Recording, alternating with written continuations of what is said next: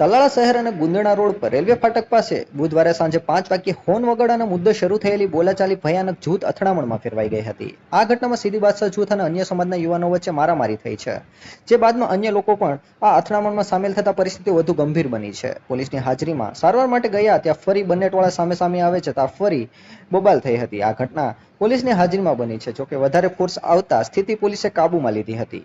મોટરસાયકલના horn વગાડવા મુદ્દે સીધી બાદશાહ જૂથ અને અન્ય સમાજના યુવાનો વચ્ચે બોલાચાલી શરૂ થઈ હતી. આ બોલાચાલી મારીમાં ફેરવાઈ અને અન્ય પરિસ્થિતિ લોકો અને સમાજના સભ્યો પણ આ અથડામણમાં પડ્યા હતા. પરિસ્થિતિ એટલી બગડી હતી કે બંને જૂથે વચ્ચે પથ્થરમારી પણ થયો હતો.